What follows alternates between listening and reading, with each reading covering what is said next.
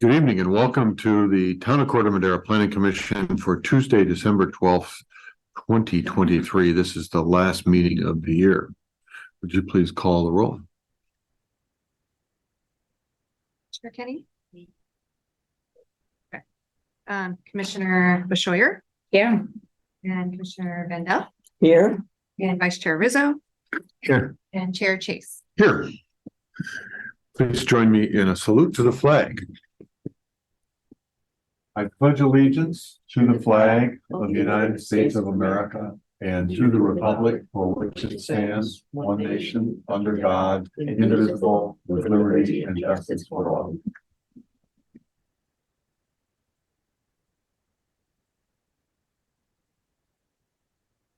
Thank you. All right, we have screen is clear now. So at this time, we open the meeting to anything which is not on tonight's agenda. So public comment can be made for 3 minutes if you have something other than what we're going to talk about tonight. So there's nobody in the room, so it would have to be somebody online. No hands are raised, churches. All right, then we'll close that public comment section. We'll go directly to what we're here to talk about. So these are business items.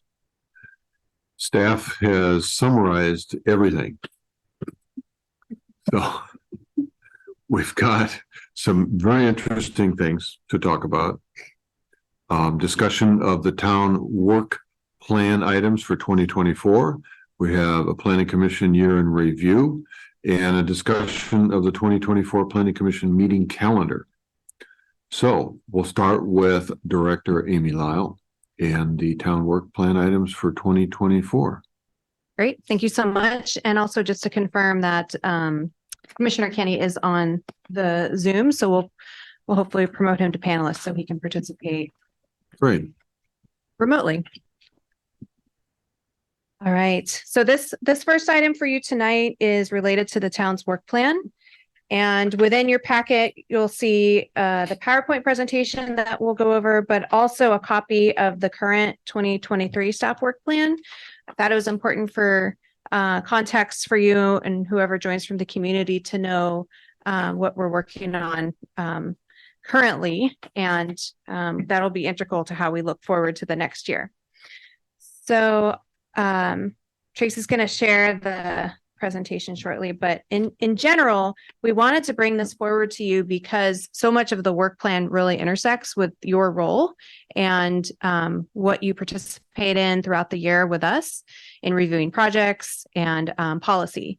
So there are quite a bit of policy items on the existing work plan that we'll go through. But first, we wanted to go through some of the accomplishments that have occurred in 2023. And then I'll talk about just the methodology and how we want to look forward to 2024.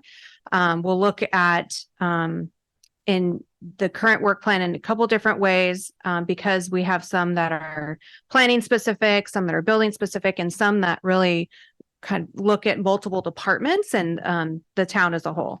So this is honestly one of my favorite exercises in government is making work plans. I think because I've been a long range planner for so long, and so many things are driven by state law, by community needs, council, and it's always interesting to see what rises to the top and what ends up getting accomplished due to capacity or other things happening. So with that, I thought we'd start with the accomplishments for the year. And the team really helped me prepare these because obviously I haven't been here for a lot of this year. So we'll be able to stop after the slide and you can ask questions if you would like. Tracy, feel free to advance that to the next slide. So the top things that were completed, and some of these were on the work plan for 2023 and some of them were not. But the first one is the housing element, which is a really amazing accomplishment. This specific cycle of housing element for our region was very difficult. And Martha did a fantastic job on getting through that process and doing the community engagement work and working with you all on the policy, and then moving through the certification process with the state.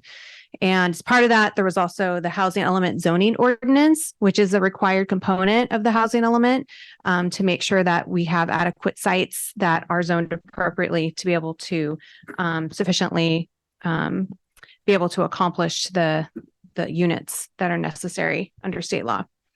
And then there was also an update to the safety element. So this is one of the only other elements in state law that requires us to adopt something every, I think it's 8 years for safety element. Most land use is regulated to the local governments, but in these cases, housing element and safety element, these are required, and it really comes down to keeping us eligible for funding in all sorts of various ways. So it's really important that we have a current safety element and a current housing element. The other accomplishments include our design review workshops, which I know you all have participated in, and that's Phil and Tracy's work that will be coming forward in January, February of next year in ordinance form. So that was a lot of work with the community and to really decipher what's working and what's not within the code. And then, of course, short-term rental ordinance, which has been an effort that's been happening for quite a few years. So, and this is really recognizing not just the adoption of the ordinance, but the actual development of the program, which Martha, Tracy, Phil, and we have a planning consultant, Claire, who's they've all been really involved with creating the application materials and the website and postcard, which you may have seen in your mailboxes. And so that really is a whole program that will live on, that will need care and feeding, and hopefully not much more work on the ordinance itself, but we're really excited to see how that's going to unfold. And then the parklet ordinance, we'll talk about that a little bit and the department report out, but that did move forward to the council, and they've accomplished that first reading. So, and it's on the upcoming council agenda for a second reading. So that is on its way towards hopeful adoption.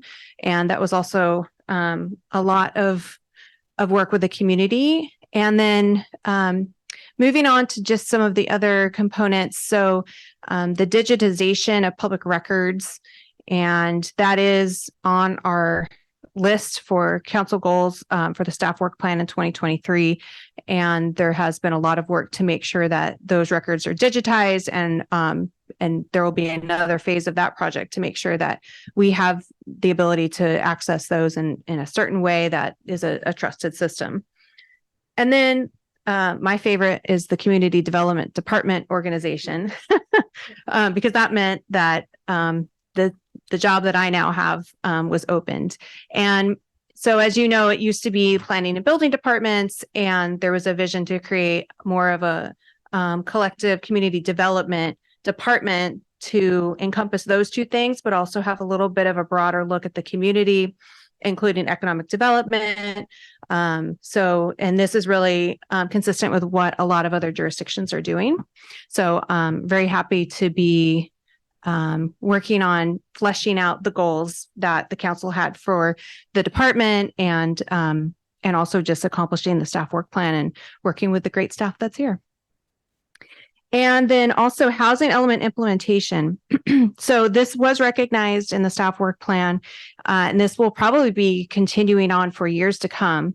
The housing element does identify, as you know, a lot of programs that are really projects unto themselves individually. And so there's going to be a lot of effort from the staff team to be able to accomplish those programs in accordance with timelines and metrics that are established by the state and within our housing element.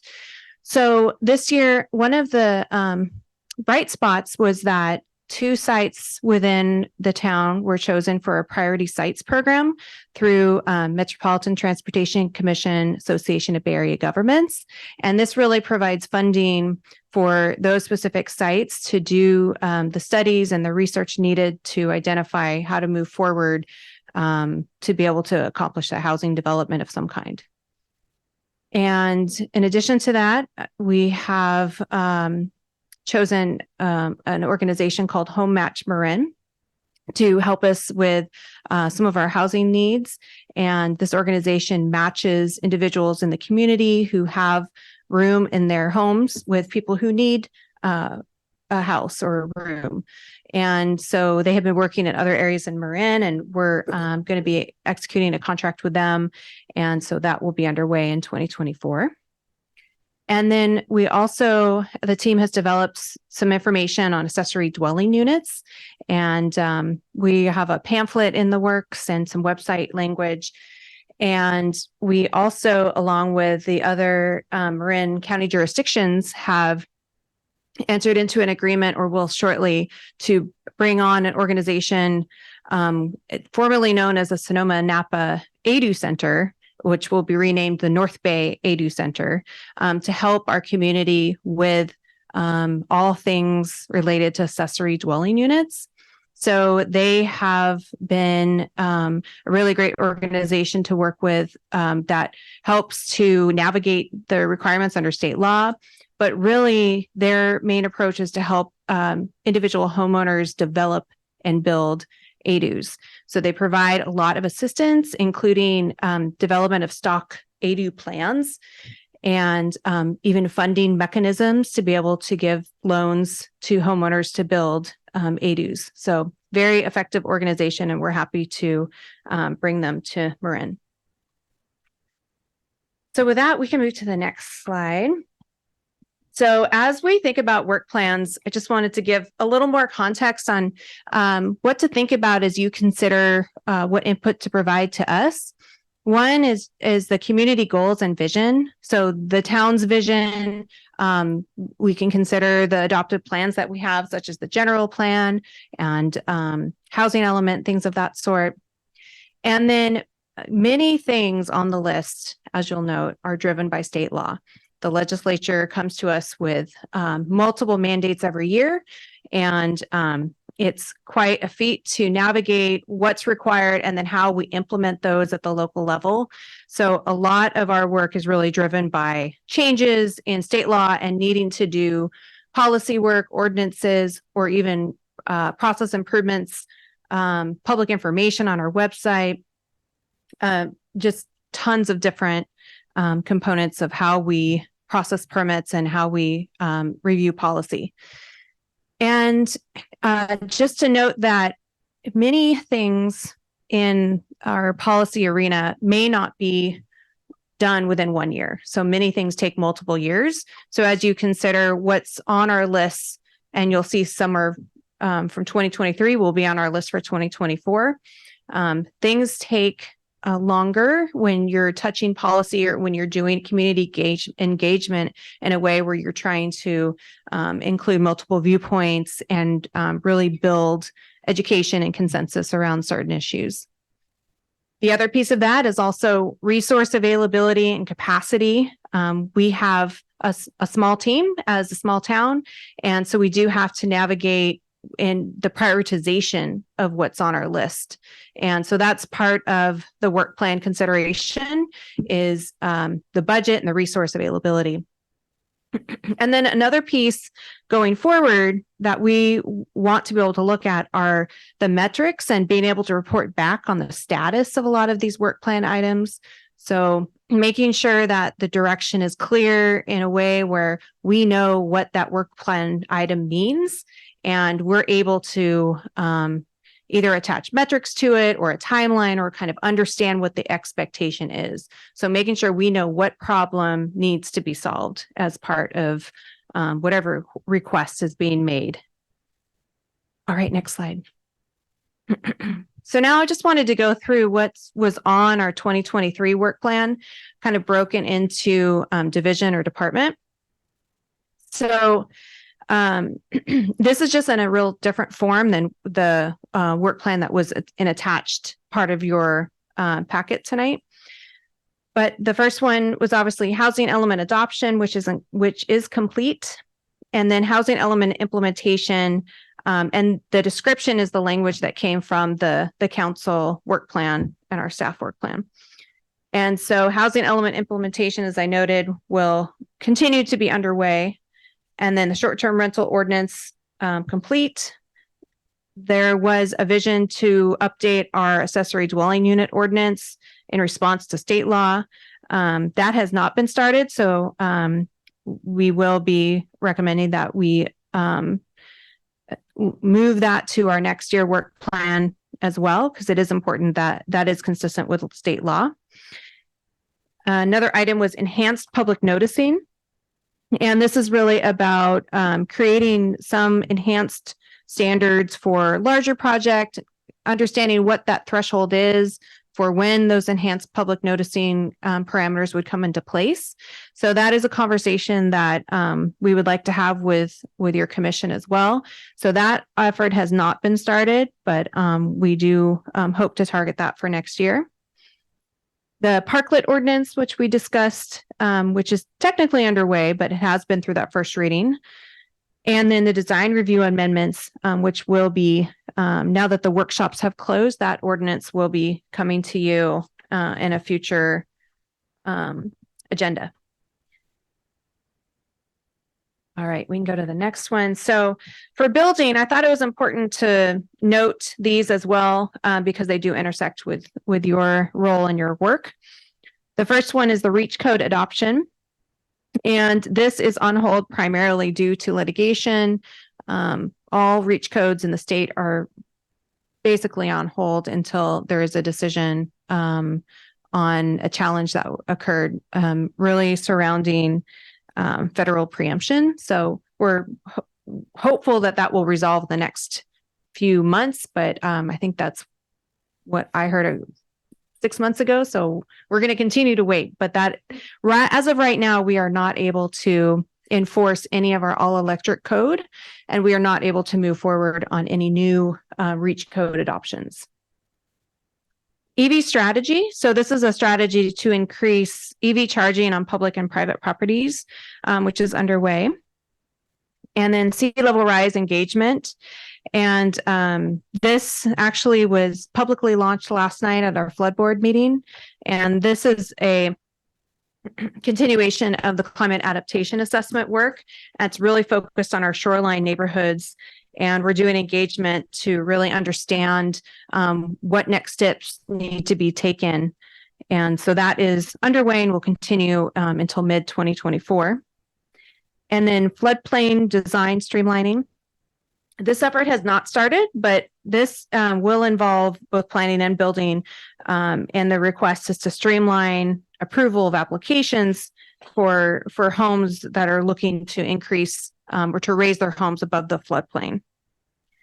And then the town park restroom structure, which is complete / underway. All right. And then the next slide is really recognizing other work plan items that straddle multiple departments or impact our community development world. One is the fee study. So this is something that we have not started and we hope to work on in 2024.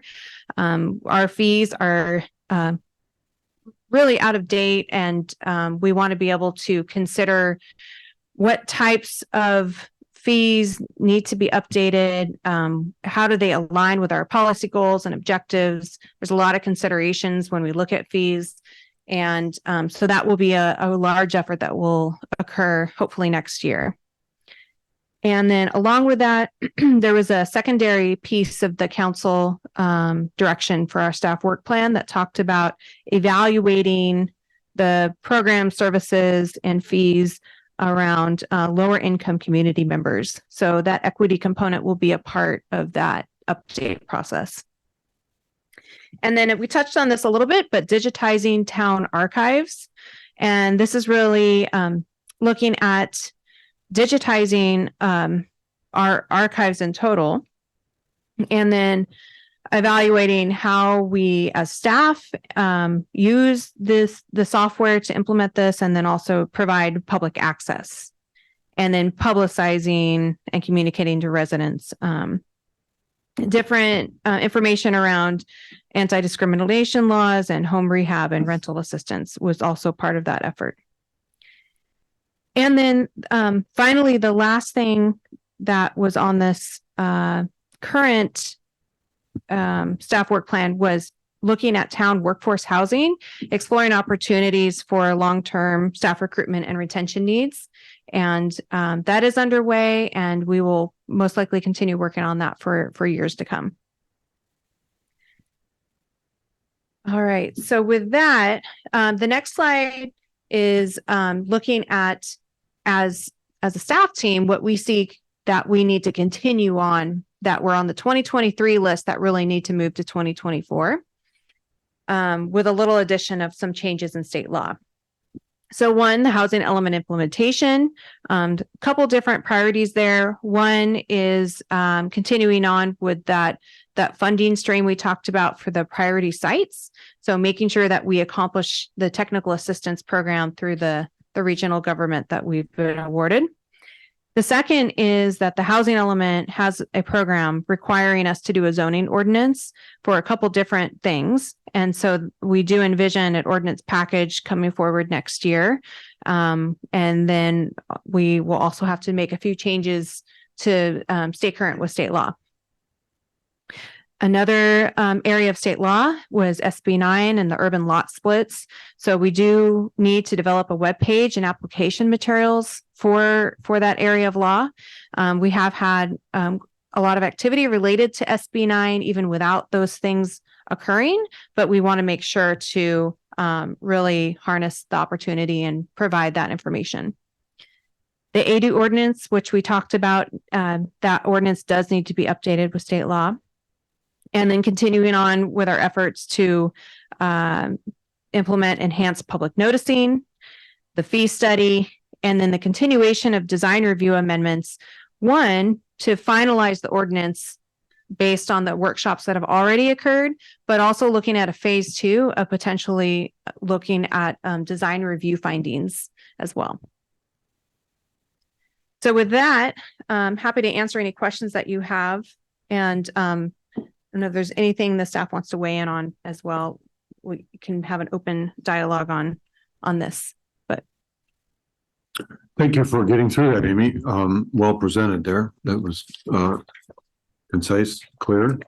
So commissioners, Valerie, do you have some questions for the staff? I have just one question. Again, thank you so much for presentation. Looks really great and clear. I had a question in regards to, at some point, we've been discussing that we should be doing some findings revisions to make sure that they're aligned with current environmental aspirations for the town. And I'm not sure where it was let off, or, we thought we would have like a work session of some sort in plan. So I don't know if this is still going to be like part of the 2024 as a work session, or. Can you say that again? So kind of looking at some of the findings and bringing them up to date with making sure that they're aligned with the climate action plan and other environmental goals that we have for the town. Sounds good. And that's beyond the design review findings, but. Correct. Okay. Yeah.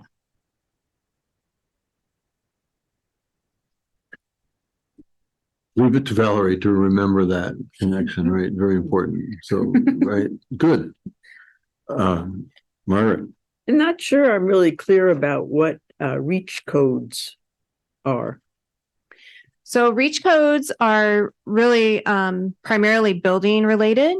So for instance, our all electric code, which requires all new development to have only electric appliances, so no gas. That's one component of REACH codes, but there's other layers of regulations that have been identified through state and other regional governments that could move us forward in our climate goals by changing building code and requiring things of new development as well as existing development. So EV charging is one component of that, requiring heat pumps. There's a whole array of different things. And so you said that it was there was something going on in the federal government about REACH codes, or it was. Yeah, the lawsuit that I was speaking about was related to our all electric ordinance. And there was a challenge to, I believe it was at Berkeley, that is now moving, I think, to the Supreme Court or, and so we're waiting for some resolution that would be precedent setting. But ultimately, it was about the state really preempting a federal requirement. And so we are, our attorney has told us we are not able to enforce our all electric ordinance until there's a resolution to that case. And we do have some information on that. I can make sure to send it to your commission. Okay.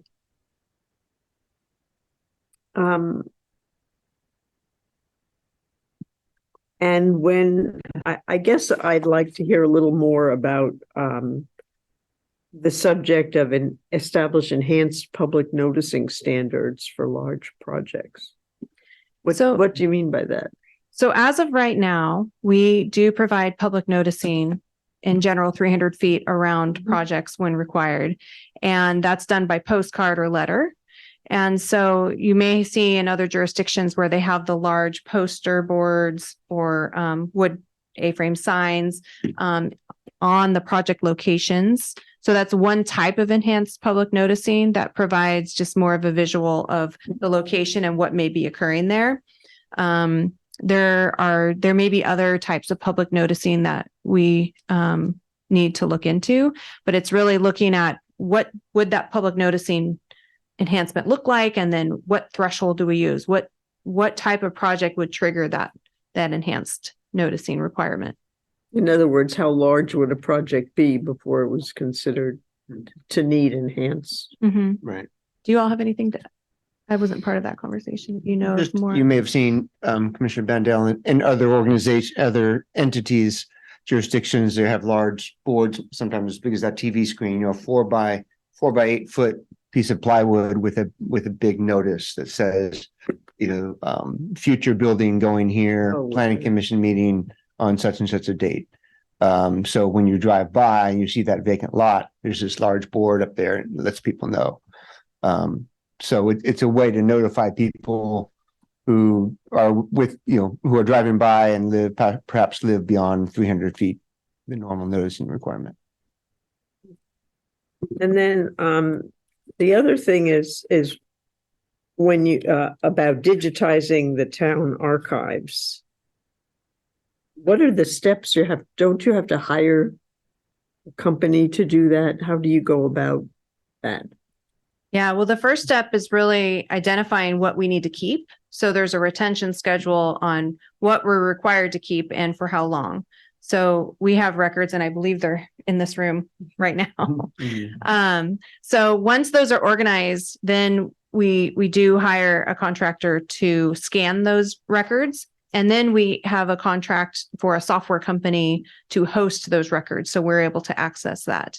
So there's an ongoing conversation about how which software company we will use to access them, and then how can we create something where the public is able to access them and make that a little more customer friendly. And is there money for that? A budget for that? So it is underway, and I believe there was an effort to get through a good phase of that project before moving to our new town hall. But that still is an ongoing effort. So I do believe there's funding associated, but I'm not privy to what exactly that is. So would that include like house plans and remodel plans and pictures as well as documents? Yes, it depends on what we've identified as, what would be kept as part of that retention. For instance, sometimes older documents, you won't find a set of floor plans, but you'll have at least a site plan. So those are some of those questions that you have to grapple with when you decipher what needs to be kept. Thank you. Okay, thank you, Margaret. Mr. Rizzo.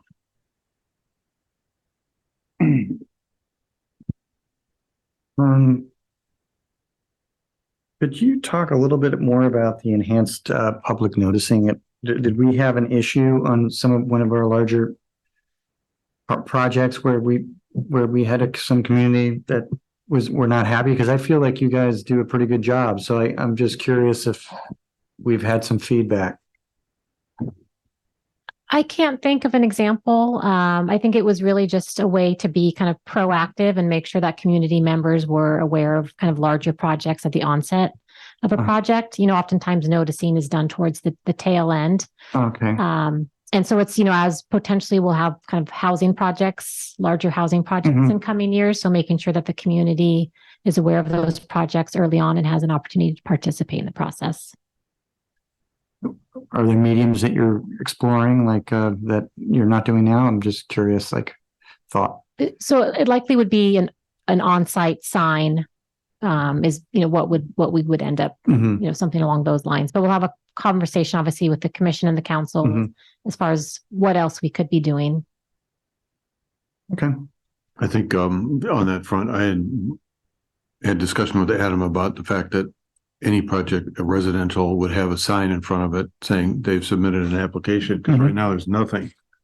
And so people drive by all the time, and until they get Story poles go up and. right, they weren't aware of it. So I think part of it is that enhanced visibility that you're speaking of to Yeah. get it. And there likely would be, you know, a QR code to a project webpage, Oh, and that'd be interesting. Yeah. you know, plans that we've received would be available for the public as it's moving its way through the process. Yeah, I was about to comment also that some larger projects, they have websites, kind of with the public comment to be available. So, super helpful. And which one of you is going to ring the doorbells? I don't know. Anything else, Jim? Yeah, I've got a few more things. Yeah. Curious on the town's workforce housing. I know that we'd love to get more of staff in our community. Are there? It seems we own some property. Is that something that the town might consider developing, or is that are looking for partnerships, or what does that entail? I think it's all of the above. So it's Uh-huh. something that it will be a continued investigation on how to accomplish that. The town does own some property, and it does sound like there is a couple units that are rented to town employees. Yeah. There obviously is a lot more room for that item to flourish. So that would come back maybe this year as just prospective sites and ideas, or is that just something you guys are going to work in the? Did that ever come back to us and again as commission to review, or is that something that you guys you just be working on? Not having been part of that conversation, I could probably bring that back if you wanted to Mhm. talk further, but it is something that a lot of jurisdictions are grappling with, just not being able to retain staff or to Mhm. hire staff who need to relocate to jurisdictions like ours where housing prices are high. So if there's anything to do around workforce housing or potentially even programs for employees to be able to get loans or buy homes in the area, there's a lot of work that's been done throughout the state to grapple with that issue.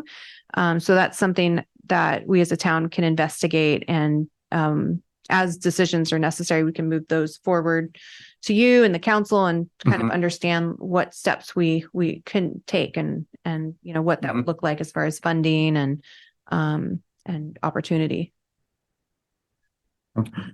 And I just want to talk a little bit more about the design review amendments. I know we're going to be looking at the findings and finalizing some of the ordinances, but I brought up a few times during commission, and I don't know how to move this forward, but what kind of helps homeowners out and people that aren't visual are sort of visual aids to maybe some of our design guidelines that are kind of encouraged, not necessarily cut and dry. And I don't know how to get that jump started, but when I personally submit in other jurisdictions and I can show a client, you know, this is what the view ordinance means, or this is what, and we have some, you know, like when we do our, you know, our square footage calcs, you guys have a few visual aids. It helps out a lot, especially people that don't really, you know, you read the paragraphs, and it's very hard for someone who's not in our industries to really understand. I don't think it needs to be a huge packet. I've seen that and it's overwhelming, but some of the key items that we tend to review a lot might be interesting to have some visual aids in the future. I don't know how we go about, hiring a consultant for something like that, or that's done in-house, but that would be something great that I would highly encourage when we're looking at the design review findings. And then lastly on the, I know that this is, I don't know if this is in kind with the design review amendments, but kind of, and Commissioner King might talk about a little bit about this, but I know that we started passing all these new zoning ordinances and increased height and for these neighborhoods. Are we ever going to look at a big master plan with overlaying everybody's idea, the parks and rec and planning? And, these are what these streets are going to look like now that we have 5-story buildings with retail underneath it.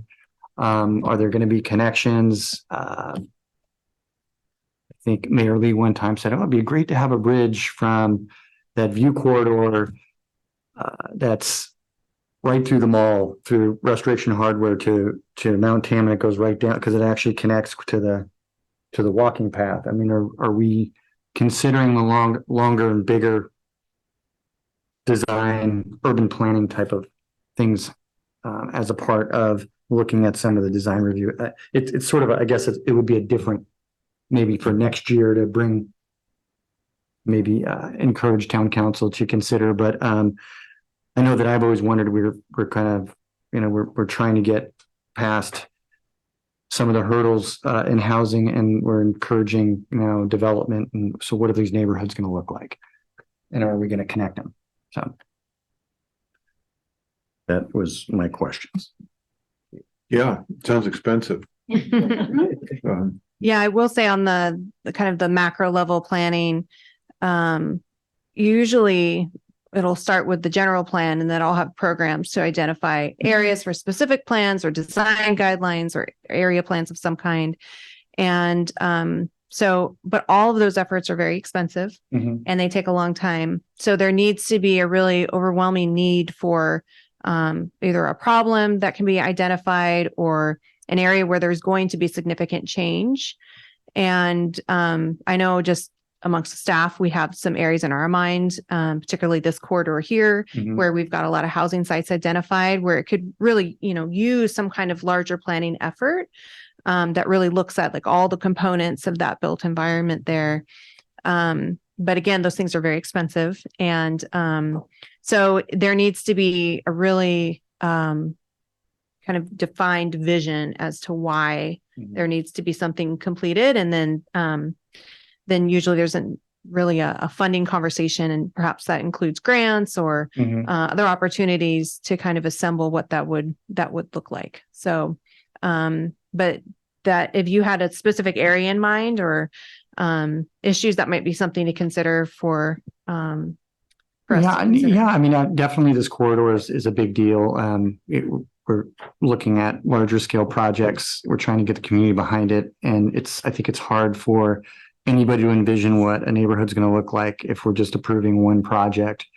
Our first big housing project was a big project for our community. And so if that probably was presented with all the other development that's coming down and maybe some more transportation options and all that, and maybe it would help. I don't want to say sell the community, but to have the community understand it's going to be a very vibrant, kind of exciting area of town. It's tough just coming from a two-story building to a 5-story building with retail underneath it and feeling like it's going to fit in our small town without really looking at the corridor itself on how vibrant and cool it's going to be and how it's going to connect the schools with food and the kids going back and forth, creating a walking corridor and biking corridor that right now we're trying to do. I mean, there's overlay, and we're doing a great job with creating these, a lot of these opportunities for cyclists.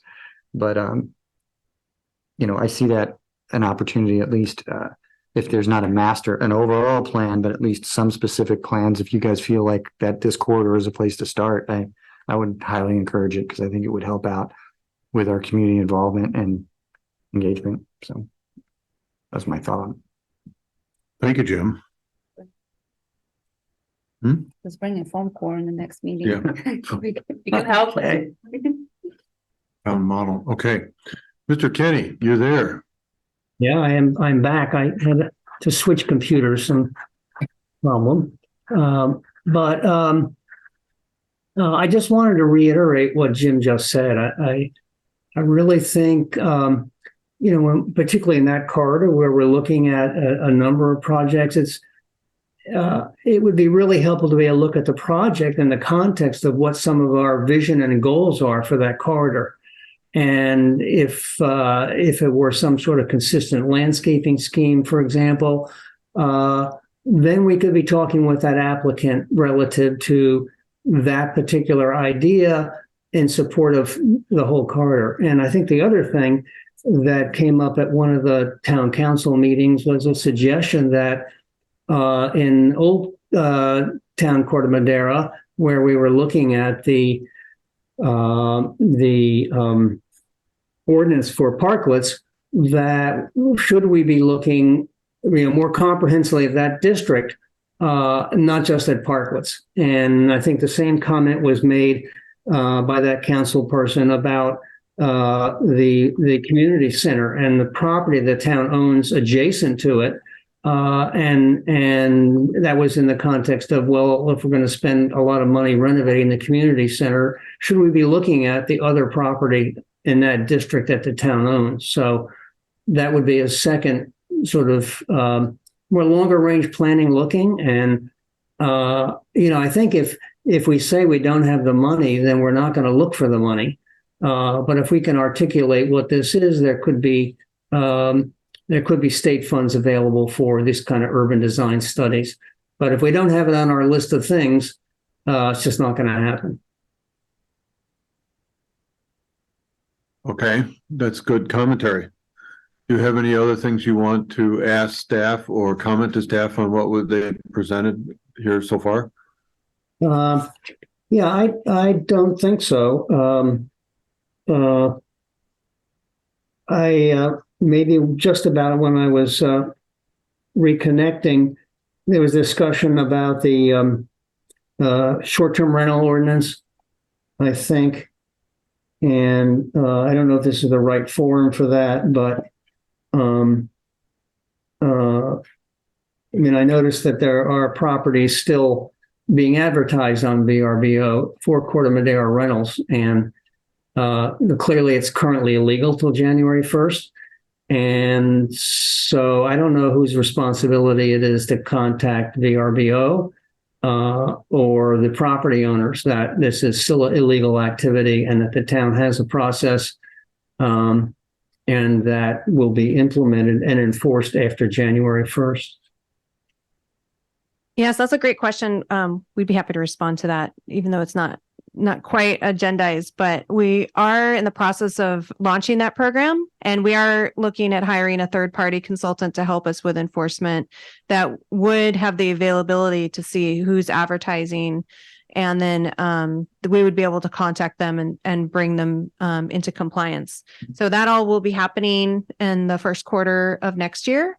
And so we're kind of working on launching all of that at the moment. So we did send a postcard out to basically all the residences, all the single family homes in town, to make sure that they are aware of the new regulations and the program that will be starting in January. So we have launched the website and the application forms. So we are starting to get inquiries and have received at least one application so far. So we're making headway on that program. So more to come. So we'll provide some updates in probably January, February on how that's rolling forward. Thanks, Amy. What else, Dan?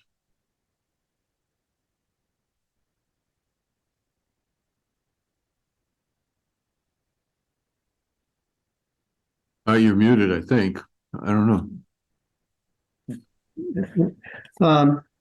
Yeah, I was just think I concur with the things that need to be moved forward from 2023 to 2024. And in particular, I think those things that were on 2023 that were not really even started. Um, Other than that, I think the work plan looks, and the things that Jim mentioned and I've mentioned, I think looks good. Okay, thank you. For my part, you guys have commented about that overarching master plan. And I think it's often a matter of funding or a project that comes to the town. And I go back to the motel, and when that was proposed, there was a lot of planning around the streetscape, all of that, and it developed into what's going to happen with the traffic flow, what's going to happen with the lanes, what's going to happen with the sidewalk, what's going to happen with the power lines. But it was limited to that area.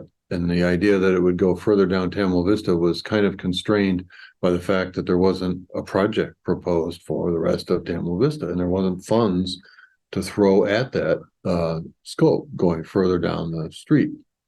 At least that's how I recall it, in some way, that there wasn't that much ability for the town to say, okay, let's go look at the rest of Tamil Vista. And you guys can comment on that, get that memory straight in my mind.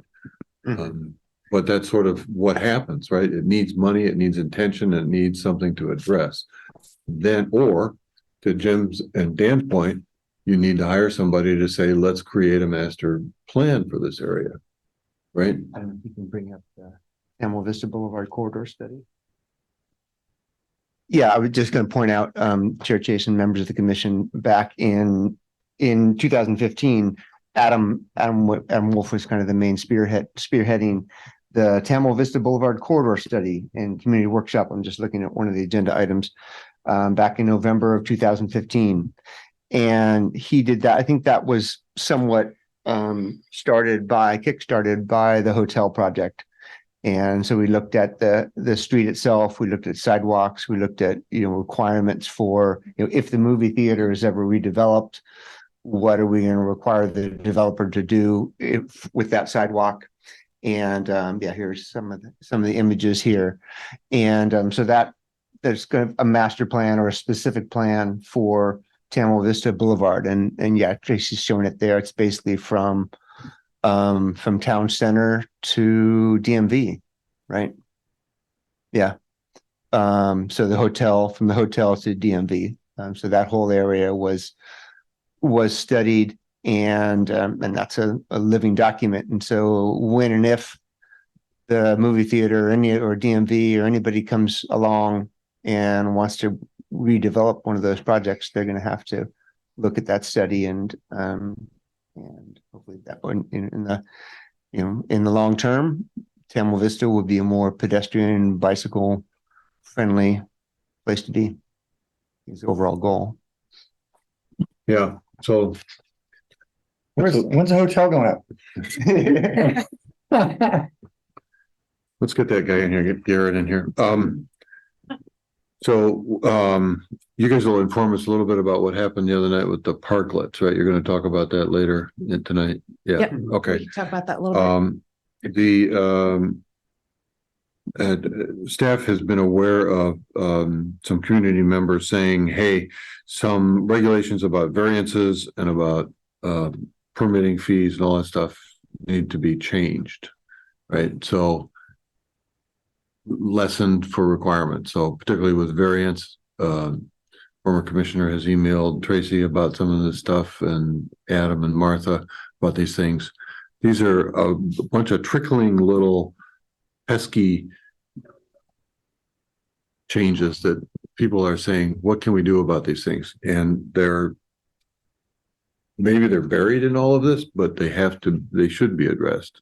Can I just ask a clarifying question about the variance? Is that when a home is raised in the floodplain and it's within a setback that it needs a variance for that? Is that Correct. okay?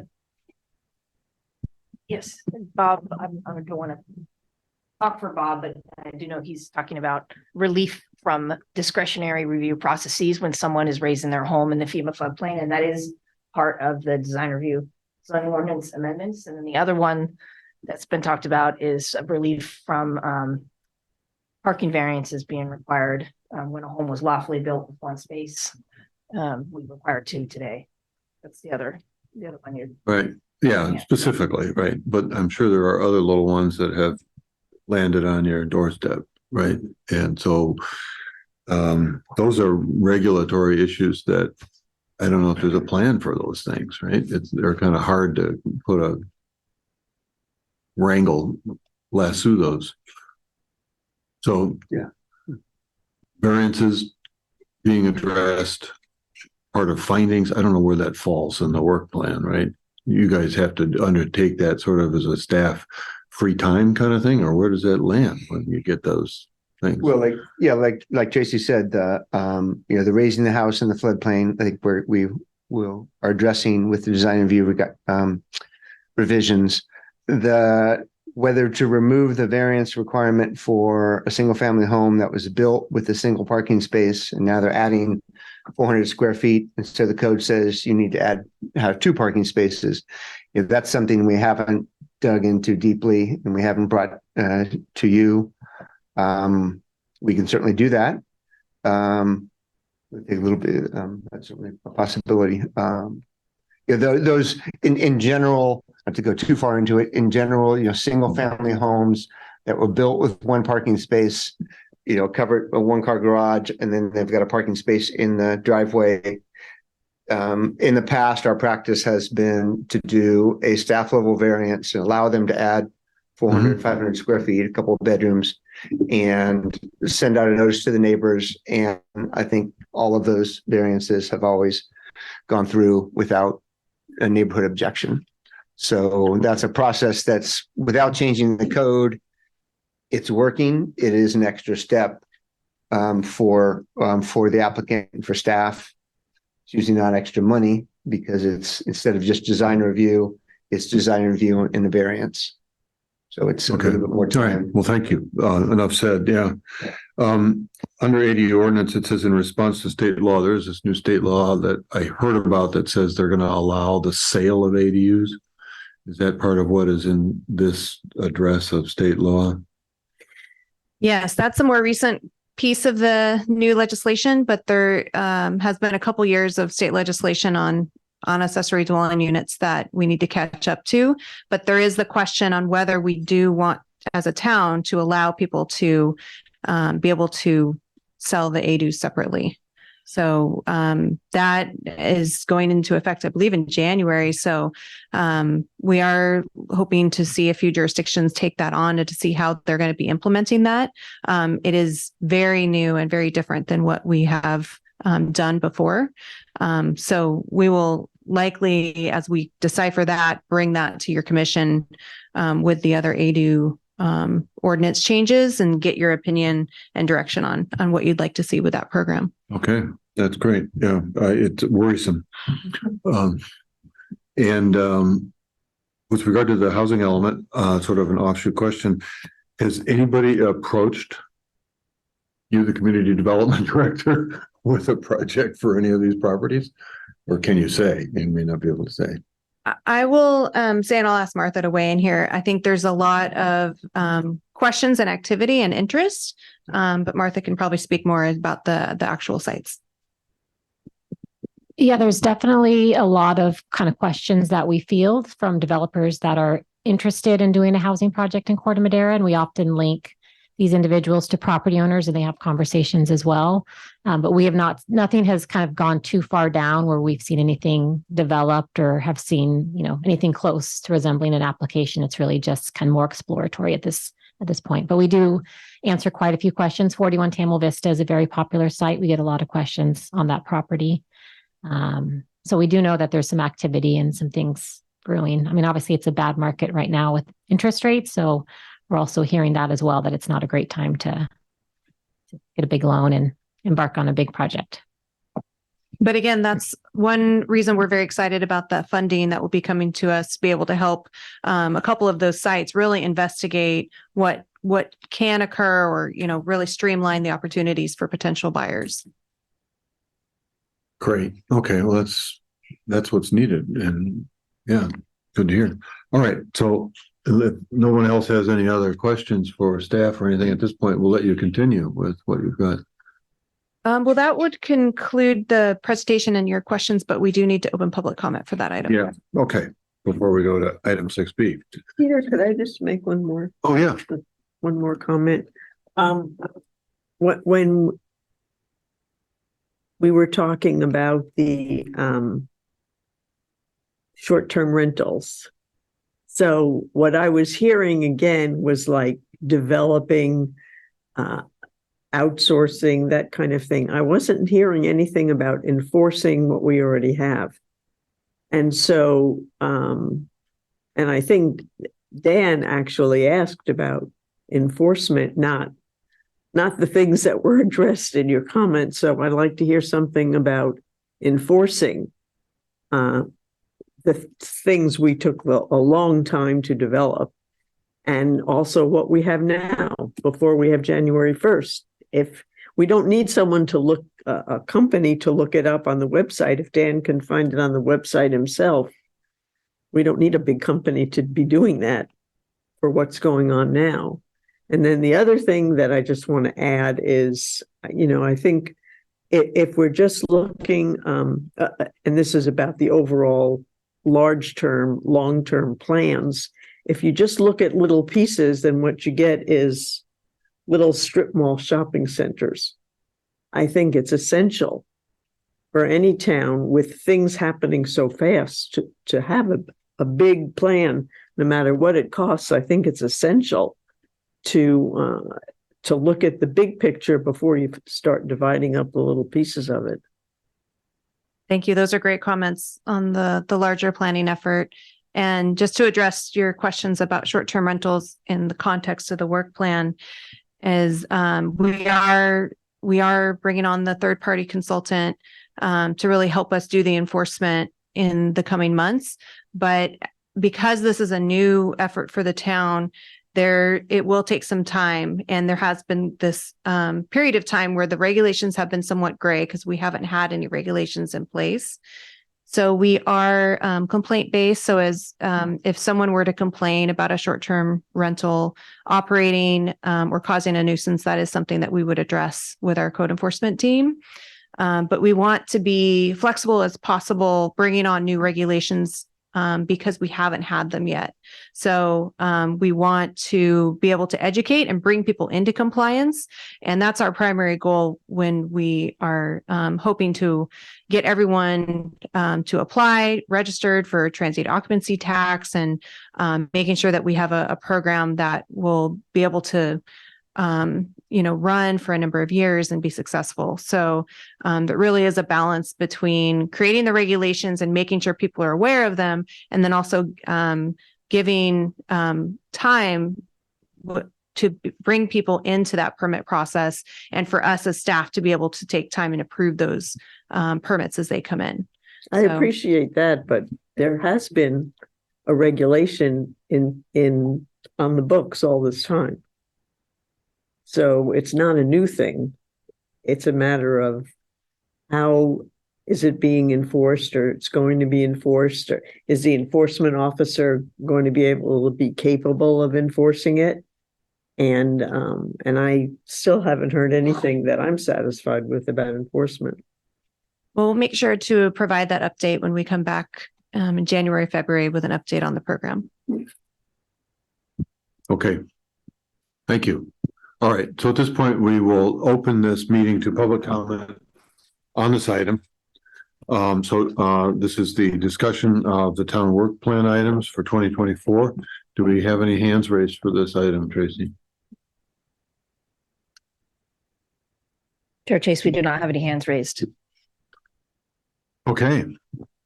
So that being the case, we'll end the public comment section for this item and we can move on. So next item on the agenda would be the year in review. So who's gonna run this one? Martha and I are going to start out, and actually it's the years in review. It's been a while. It's been a while since we've done this. It was back in, we reviewed 2020, the way back pre-COVID. Oh my God. So these are the years in review, 2021 to 2023. And Martha and I will talk about the residential projects, and then Tracy will talk about commercial, and then Martha will wrap it up a little bit with some of the ordinance changes that we've all worked on the last 3 years. So first slide is kind of the count, the numbers, and this is in your staff report. We're not really gonna talk a lot about the staff report. Pretty much everything on the slides is within the staff report as well. And absolutely, if you have any questions specifically on anything in the staff report, bring that up and we'll address them. So this gives you an overview of what we've all been doing the last 3 years. Applications to the planning commission. There's a little bit of a dip in 22 on a number of things. I'm not exactly sure why. But anyways, we're relatively busy 3 years for all of us in terms of applications, number of planning commission meetings, public hearings, study sessions on a number of things, workshops for for the housing element, for a variety for the design review, revisions that we've done, workshops on ordinances and discussions of ordinances, and then the town hall project. Certainly the town hall bathrooms and the town hall, the new town hall itself. I said town project.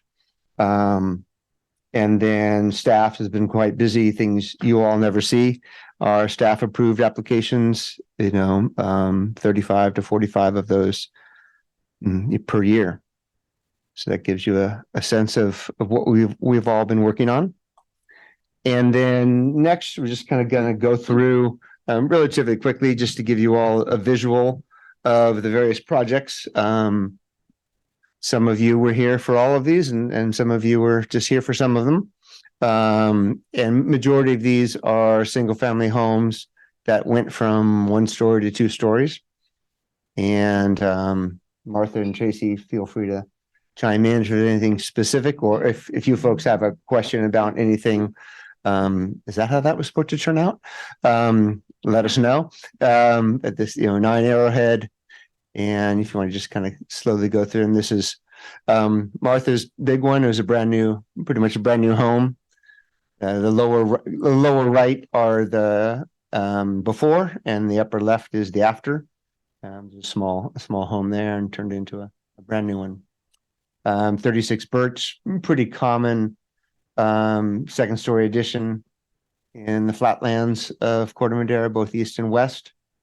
Another one there on Birch. That one's still under construction. You all might recognize the architect who worked on this one. 21 Buena Vista.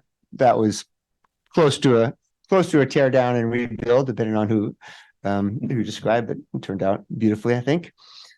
So I won't make any more commentary on how they turned out. 10 Manzanita, again, another second story addition. And got a couple in Oakdale, right next to each other. And the one next door is still hasn't been done yet. 8 Westward, way on the east side. Quite a big change. 8 Westford was the one that became a developer project. It was originally proposed by a homeowner, and then it's the corner lot. It's not a corner lot, but close. I know Doug Bush worked on it way back, right?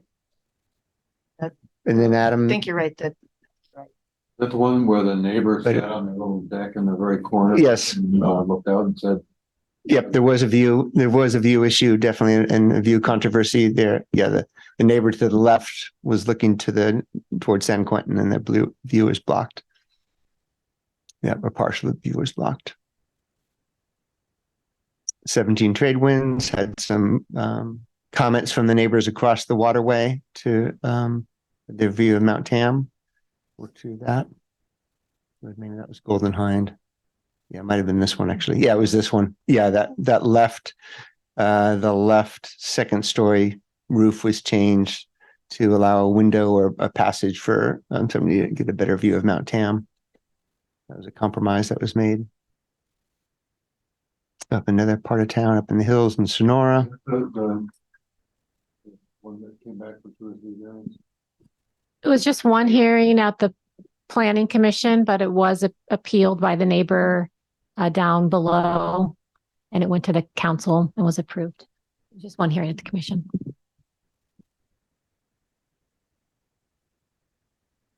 Seven-day Granada you saw a couple times. That's probably what you're thinking of. Yeah. Where while it was under construction, they did some, went beyond the scope of the building permit and added that second story window, and it came to the planning commission and was appealed to the council. It finally got done. Yes. Mhm. Just looking back at our table, we didn't do appeals. I thought we were talking about doing total number of appeals, but sometimes we don't want to emphasize those things.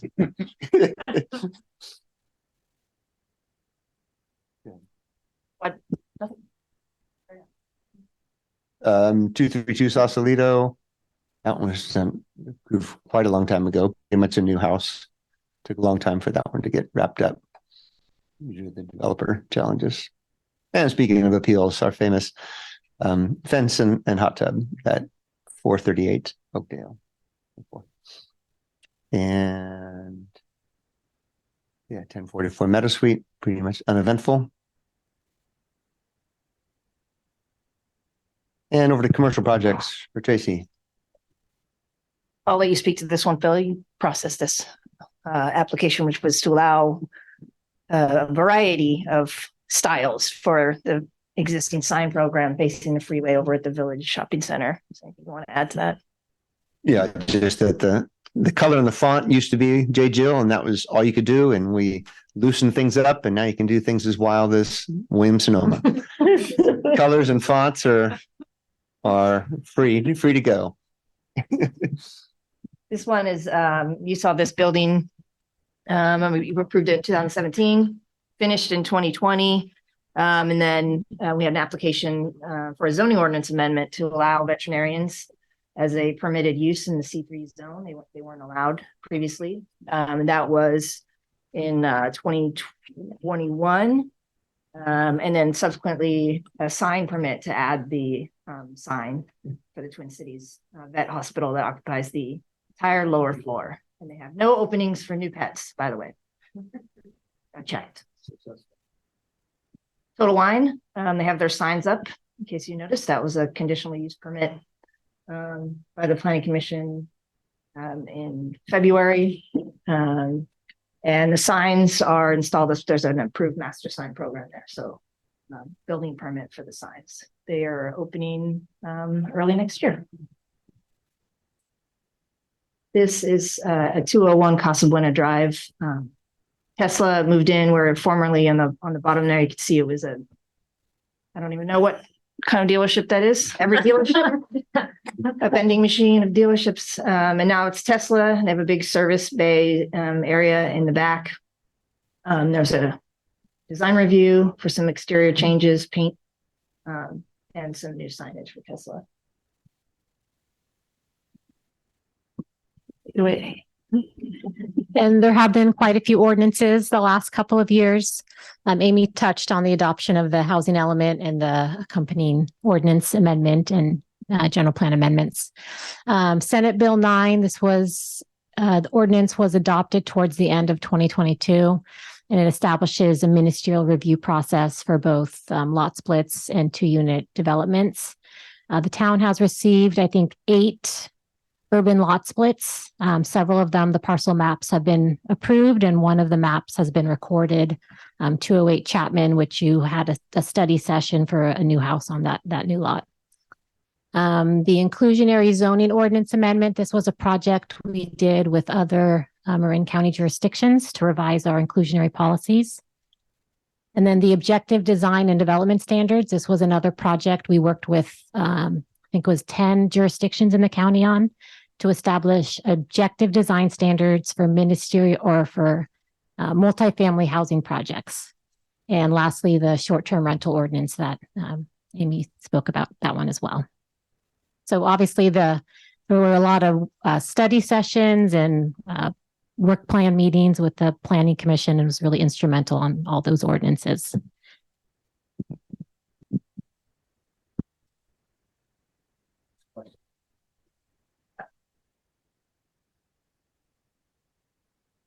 But we're gonna have an entertainment.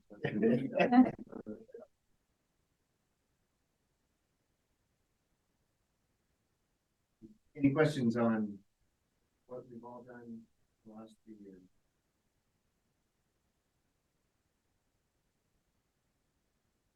You're looking at me. You're first. I'm looking at you first. So, All right, I'll stop looking. I'll tell you one thing that when I see the accomplished projects, I'll say that 2024, and this is my soapbox, 2024 will be the 10-year anniversary that 159 Prince Royal Drive first came to the Planning Commission, and it's still not done yet, not even half done.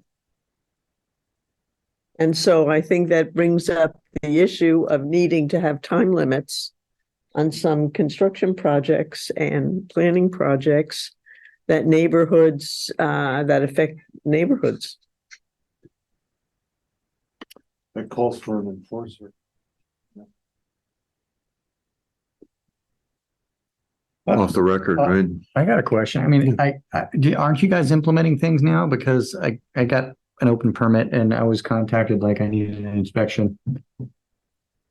Because I was waiting on cabinets. I'm just curious. So are there steps to Yeah, so now? once a building code is issued, you need to get an inspection every 6 months in order to keep the building permit active and not expiring.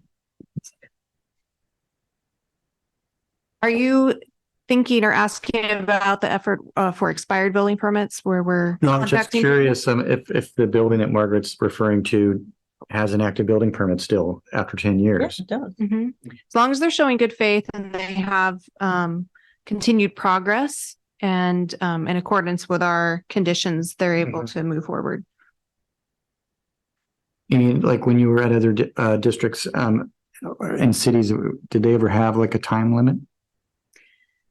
So generally, there's a time limit to commence, but once the project is commenced, as long as they're continuing forward, there's usually a measurement on how much percentage is done, or like Sure. Martha was saying, as long as they're showing an inspection every 6 months and there's forward movement, then they're generally allowed to continue. So it doesn't have to be a substantial amount. It just depends on what the regulation states. Yeah. So if they're able to comply with that, we allow them to continue.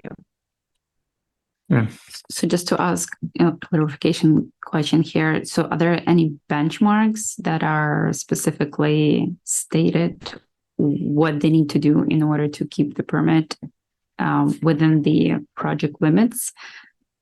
Yeah, and I'll defer to the team on what's specifically in the code, but as you see use permits, you'll see a condition that's really repeating the code, but that is up to your authority as commission to condition it differently or to create those milestones if you do have concerns about something not moving forward within a timely fashion. But generally that's a common practice where there's a use permit, there is a threshold or a vesting period of time where they show they've either invested enough funding or they've proceeded with a building permit, that use permit is now tied to a building application that moves forward. Well, on that note, and for instance, Belvedere has a time restriction. I forget whether it's 12 or 18 months, something like that. But I just visited a home there the other night whose neighbor has been working for 4 years. Somehow they've managed to continue it with the city of Belvedere, which has struck me as extraordinary. But there's oftentimes fees if you go beyond the allotted, approved amount of time, you start incurring fees. I think it's how Belvedere and they structure their ordinance. Maybe they're happy to pay those fees. Yeah. And you've probably seen in the past, state law even requires us to allow extensions on subdivisions. So in times where there's recessions or hardship as far as financial climate, there's generally programs either at the state level or local to exercise flexibility to allow people to continue with projects. So we certainly have a lot in place to make sure that there is kind of a check there or a threshold. But in general, there's always, usually an opportunity to allow projects to move forward as long as they're showing it's actually occurring. Hey, Dan, anything from you? Well, Mr. Kenny? Yeah. Nothing? Then came the pandemic. I think it's interesting. I've worked in a lot of jurisdictions where there are time requirements for completion. I think one question would be, have we seen it as a problem? It can certainly be disruptive to neighbors or adjoining property owners if construction extends out for a long period of time. So I guess the question would be, have we seen many problems in Corte Madera where people have come to the town commissioner council complaining about problems with extended construction?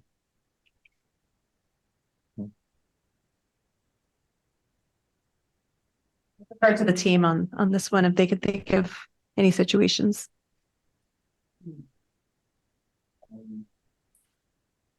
In my 9 years of being here, I think there's probably been, maybe a handful that have come up, that have been, going on way too long. And it's usually, each situation is usually different. The home is sold halfway through, financial hardship, pandemic, divorce, whatever, a whole variety of things could happen.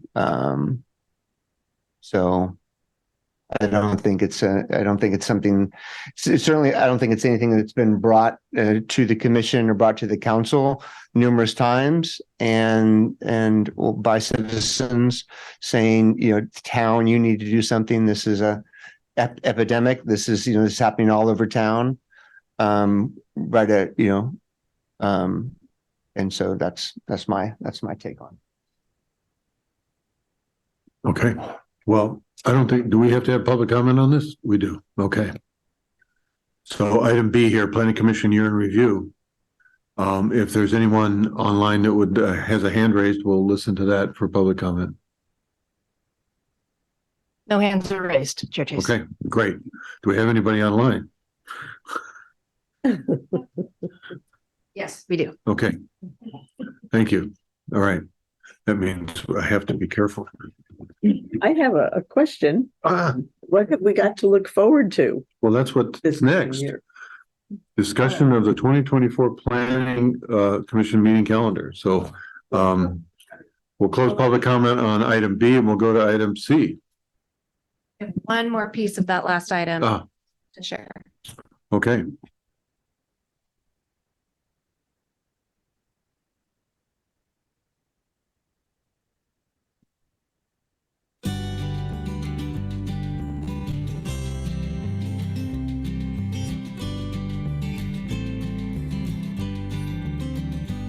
So I've lived here for 12 years. We moved in when I was pregnant with my first child, and I feel really fortunate to live here. I think it's a wonderful community and a wonderful place to raise a family. When my husband and I moved to Corte Madera 59 years ago with our two very small children, families could actually buy a home in Corte Madera for $25,000. Today, it's nearly impossible to buy any home in Corte Madera of any kind for less than $1 million. For me, concerns with housing are finding affordable housing. I'm a teacher, a yoga instructor, and finding something that is a beautiful aesthetic place to live that I can afford on the income that I make. I'm the superintendent of Larkspur Corte Madera School District. I've been the superintendent here now for 6 years. So when I take a look at Larkspur Corte Madera School District as an organization, when we're hiring employees, especially from out of the area, employees who are looking to either purchase a home or rent a home or apartment, it is very, very challenging. Teacher salaries are far less than the average income in Corte Madera. And the same thing is true for the incomes of many longtime residents of Corte Madera who exist on what HUD categorizes as very low incomes. Housing is really too expensive for middle and lower income people, most middle income people, and lower income people probably can't get a toe in. You know, back in the day, you could live in these places, but now you really can't unless it seems to me, unless you somehow, some way, whether you're a high-tech person making a lot of money or you're enjoying generational wealth, so you're getting help, it just seems almost out of reach to me, quite frankly. I think, like probably everybody else who lives in the Bay Area, who at least cares about other people, the affordability situation is so out of hand. It's tragic that younger people can't afford to live here. Even if you have a very good job, you still can't afford to buy a house. Like, you really have to, like, sort of be quite fortunate in terms of the access to the money in Corte Madera. So that's a big challenge. And then for us, it's just like, we'd like to have more young people, more families, but they just can't, and lots of them will live somewhere else. Now we're a bit concerned having 3 teenage kids. Will our kids be able to afford to stay here near us as they get out of college and start their families and things? So it's been the same thing my whole childhood and our adulthood and now our kids' lives, where it's such a limited supply and such an outrageous cost. So we have a supply and demand issue, right? It's a mismatch. And I think now, particularly in Marin County, we have a very strong anti-development sentiment. They have made that problem even worse, right? Because we are not able to build anything in Marin County, even though 85% of the land is already protected, and the other 15% almost fully developed. And I think that status quo is not going to work anymore. I personally did not grow up in a community as nice as this, and I sometimes think about how, if my parents had wanted to buy the house that I live in, they may not have been allowed to, because my father was Black, and there was still a restrictive covenant in the deed to my house. I think Marin has come a long way, and I love Corte Madera and I love Marin, but I do think we have a responsibility to be mindful of how historical practices have restricted who can live here, and to bring that historical context to conversations about new housing, because I hope that it will help us keep a generosity of spirit when we think about welcoming new people to our town, and maybe especially people who haven't had as much of an opportunity to live here.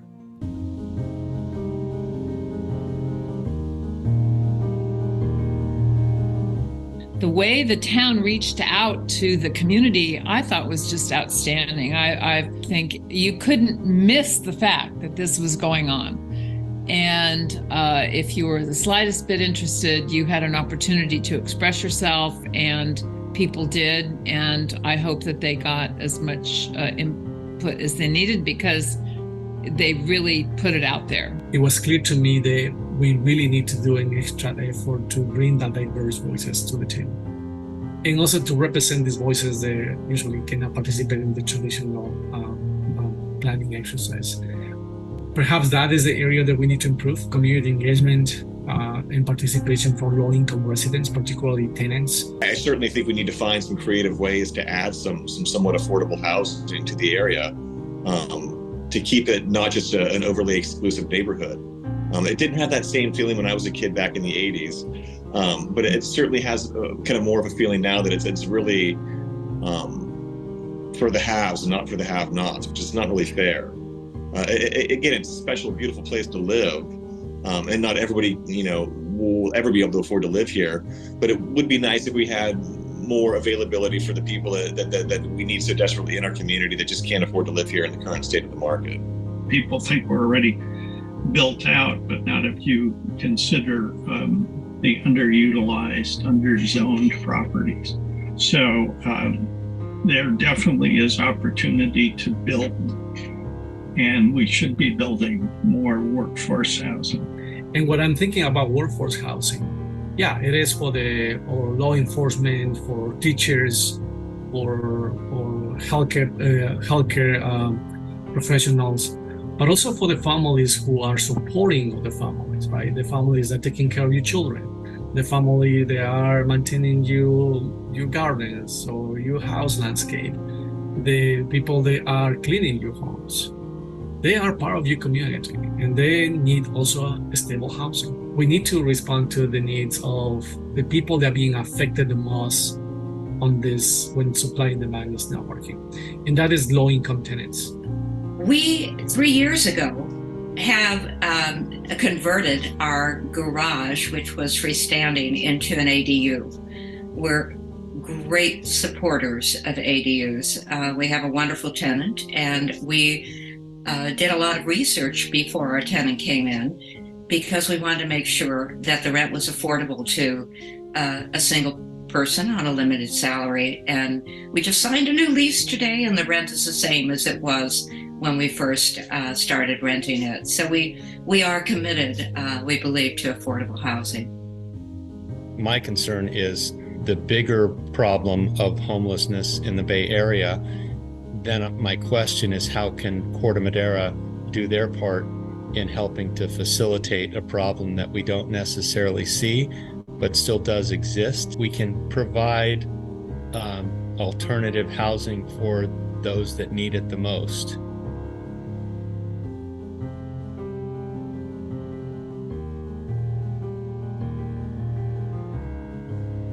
My past housing situation, I was homeless living in Santa Fe at the Marsh, behind the Target and Home Depot for about 5 years. So coming here to getting housing here in Corte Madera, it's a big difference because it's so quiet here. It's peaceful to where you can relax and do the things you need to do, really. I'm out of the elements now. Just a lot of it, it's really hard to survive in the elements, especially when you get older. This saved my life doing this movie here. I'm happy here, Carmen and Alicia. They just are always asking if I need anything or, is everything okay? And so it works well for me here. And I like going there. I really do. You know, on a bigger issue, I just think our community really benefits from having people live here who come from lots of different experiences and perspectives. I think it's so valuable in life to be exposed to people who might be a little different than you are. And so I really welcome the ability to experience that by having new people move into Corte Madera. Obviously I think it enriches anyone's experience to live here because it's such a wonderful place to live, but it also enriches the experiences of people already here because that sort of richness and diversity of life experience is educational for all of us. And I know, especially for my kids, I really want them to see the world in all of its different colors and shapes and sizes and experiences.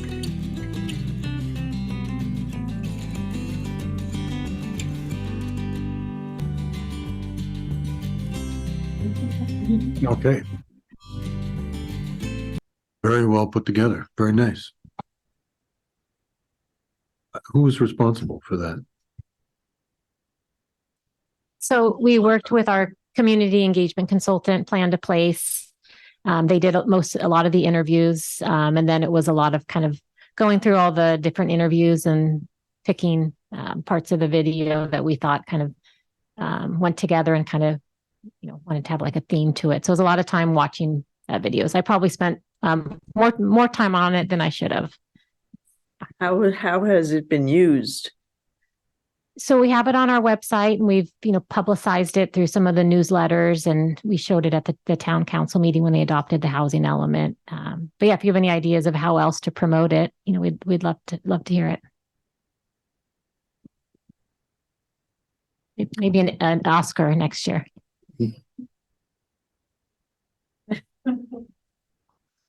Belvedere needs to make one of those. Just, I'm seriously joking, but they have a problem. Okay. So, let's move on then if we can, right? Great. Your next item is really more of a business item to talk about the upcoming year. There were some questions about the calendar. So in your packet, there is kind of an outlook of the dates for 2024. So I just wanted to talk to you briefly about this because there are a few dates that, as there were this year, that are going to conflict with some holidays. So later in the year, the November 26th, that is the week of Thanksgiving, and then December 24th. It's obviously Christmas Eve. So we can most likely project that those two meetings would be canceled. And I wanted to get your opinion on date in February and date in May, which are going to be Tuesdays after a Monday holiday, to make sure that you're comfortable with keeping those on. And we will do our best to organize projects as we can to not fall on those dates. But just wanted to check to see, you usually have meetings those Tuesdays following Monday holidays, or what is your preference on that? Commissioners, Dan, do you have any, do you have that in front of you? Yeah, I do. Yeah, I guess on the February 26th, December 24th, which are highly unlikely, can we take those off the schedule officially now? So that they don't float back up for some reason. And Amy, I'm not sure I got the other two dates. So November 26th and December 24th. Yeah. And also May 28th is the Tuesday after Memorial Day. And then can't remember which date in February it is after Martin Luther King Day. I think it was the 27th. Yeah, I guess, I mean, I don't have any problem with those dates after the holidays. And maybe it'd be prudent to keep them on the calendar should we need them, but I guess we could cancel them at a later date. Okay. So I guess what I'm saying is if it's possible, I'd like to see the November, December meetings that we discussed taken off the calendar officially. And then the other two, just keep in mind as we get closer whether we need to have those meetings. Yeah. Mr. Rizzo, any thoughts about those dates?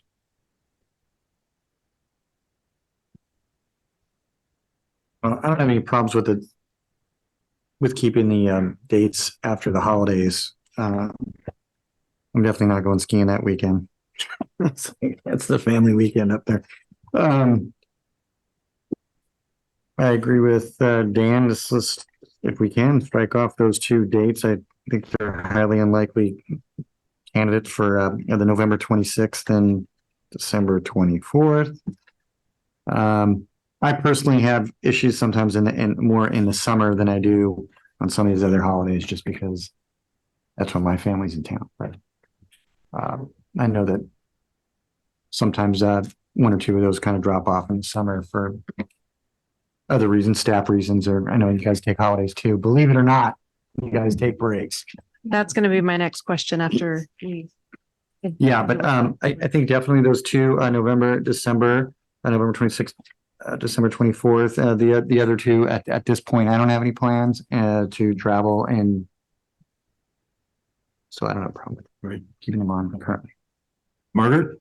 I don't have any problem with it with the Tuesday following the Mondays issues, but Yeah, November 26th and December 24th, might as well just come off there. Right. Miss Valerie. Same comment. Ski week is actually the week before, so 27th is not even an issue at all. We do ski on the when the craziness is there, unfortunately. Yeah, I don't have an issue with May 28th as well. Similar to Jim, just summer, because we do go to New York to take care of our parents there. Yeah, but that's the other question. And yeah, so I don't have any issues with the May and February at all. It's totally fine. So I think we have consensus that the November, December dates can come off.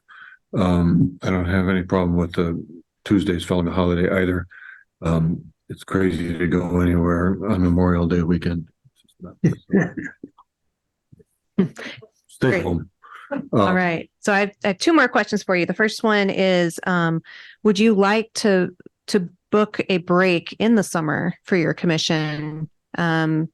It is somewhat typical for jurisdictions. I don't know if we do that as a custom here, but it is a question for you all to decide if you would like to take off a couple weeks.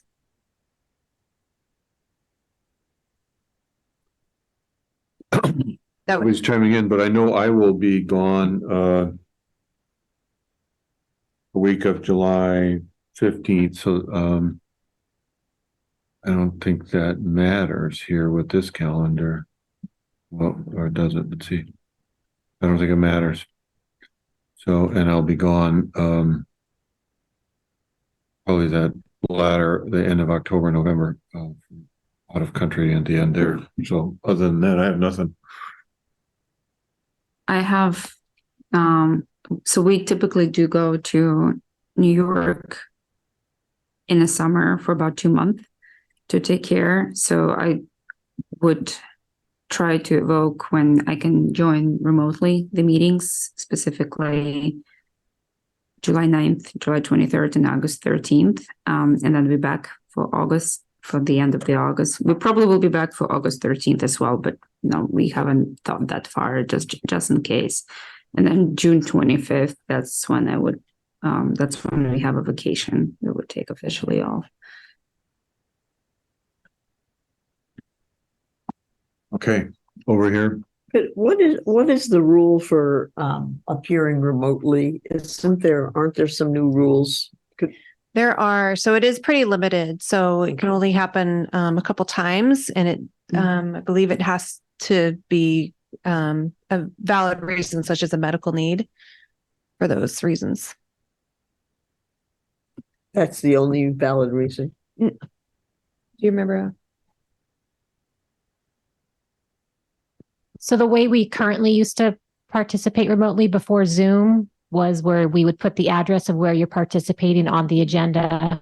Then you're required to post the agenda at your home, and theoretically need to be people from the community could go to your home or wherever you're participating to participate. So that's how Commissioner Kennedy is participating tonight. So there's no limitation on how often you participate remotely using kind of those old rules. And then there's a recent legislation that limits the amount of times you can participate for like medical reasons or health reasons. I think it's 2 times per year for these different, other instances. So you have to post. You have to post the meeting agenda at wherever you're participating from. What happens if you're, say, going someplace and you just get there the day before? I believe that happened with Commissioner Rizzo this year, where he was traveling and was at a hotel, and we put the address of the hotel, and then I think something on the agenda of, room would be posted closer to the meeting date. So that is required by, I think it's the Brown Act, that the agenda includes the information of where individuals are participating. And then they would have to post that notice at the hotel, wherever that is. Yeah, I'm gonna put it on the door. Just paste it. Good meeting happening here. Yeah, it says, come on, come on. Yeah. I had something similar too as well. in the summer. I had the agenda on the window. On the window? The agenda? Yes. Follow the code. Okay. I would say the third week of July, I'm probably, that would be a one I would consider taking off. I think that I have something going on that week. So if we were going to consider a day in the summer, this far in advance anyway. The 23rd of July. I just looked, yeah, it's 2 weeks I'm going away, so that I'm also off that week too. So, Yes. do you work anymore, Peter? Right. Yeah. No, I could do it from Maine, but yeah. So we would look at potentially canceling the July 23rd meeting Yeah. date. Okay. We can plan accordingly for that date not to be held, and then we'll cancel that as we get closer. You ready for my third question? Yeah. Okay. I just wanted to generally check in on the time that we hold our planning commission meetings. Right now it's 7:00. There's not a consistent time for the town as far as other council meetings, commissions, boards. But wanted to see if you had a desire to move it up earlier, or you're fine at 7 p.m. or, if you had any feelings about changing it for 2024. I think that rotates over to Margaret. And I actually left my county job in November. oh my goodness. Yes. So I'm kind of self-employed now. And so I don't have that restriction anymore. That said, would you like to move it up? No. No. I don't know how other people feel, but I can go with the majority now a lot more easily. Yeah, it was a struggle for you before. Sorry. Yeah. So, taking the temperature here. Daniel. Yeah, I'd like to keep it at 7.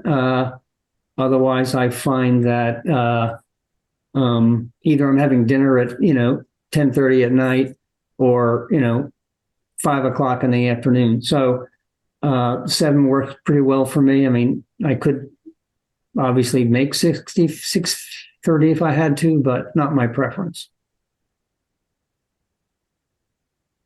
All right then. So, and then Valerie. I don't mind 7. I think for me, the most difficult when it ends around 10:30 sometimes, because I do wake up 4:30 to start work at 5.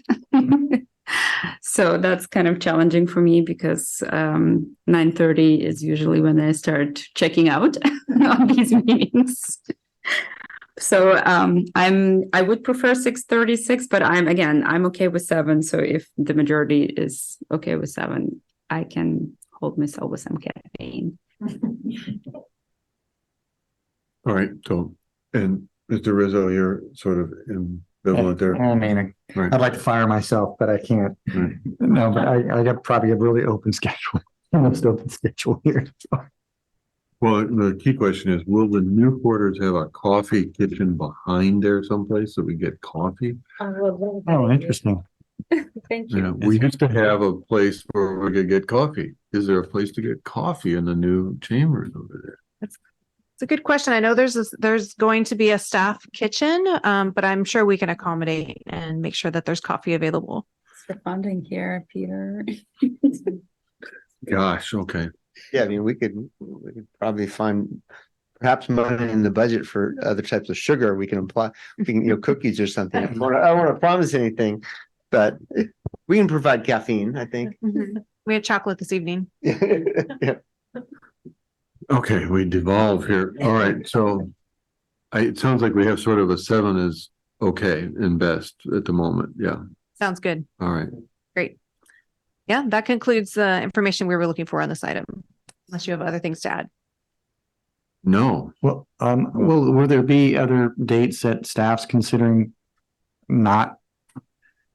I'm just curious, because if we can get those dates like before they happen, I could schedule my work calendar around it and things like that. Because right now I schedule around Tuesdays. So if there was a something that comes up in your, I guess, I don't know when you're going to have your meeting, Amy, with Adam, and if you guys are going to close for any dates. Oh, Staff wise, yeah, like if you guys are planning on taking the commission meetings off, it'd be great to know in advance. no, as far as I know, we only close the office around between Christmas and New Year's. Mhm. So beyond that, we'll be available to hold the meetings. Okay. So I have one question about it. I've noticed that we get the binders and whatever information we need on Friday. And then there's only Saturday, Sunday, Monday to go to visit a site. And if it's a big project or it's complicated or we want to go back a second time, that's kind of tight. If we could just know what's coming up and visit ahead of time, ahead of getting the report. I don't want to make anybody do the reports because they're long and I know how much work must go into it, huge amounts. But if something was coming up and it needed a site visit, if we could find out about that a couple days earlier than just Friday, it might be easier to go to the site or come back a second time too. Maybe like an agenda. We Yeah. could share a preliminary agenda, but I will say, and I'll lean on the team here, there is a benefit to having that staff report and to be able to just inform you as you go out to do those site visits. But Well, you guys produced that 300-foot notice. Right. And that sort of says this is coming, et cetera. Right. And story polls are up. Right. Yeah. We also have, maybe for the next meeting on your agenda, it's kind of buried a little bit, but there's the item schedule and it says on the second page of the agenda, what item we can tentatively. Yeah, you're right. We can, if there's a better way to communicate maybe those notices to you or with together with the applicant, you need to go to the site on private property, for instance, to coordinate that sooner rather than. Yeah, I like that idea. We can circulate the 300-foot notice. Yeah. So it's how far in front of the meeting does the 300-foot notice go out? 2 weeks? 10 days. 10 days. Story polls are 14 days prior to the meeting. Notices at least 10 days.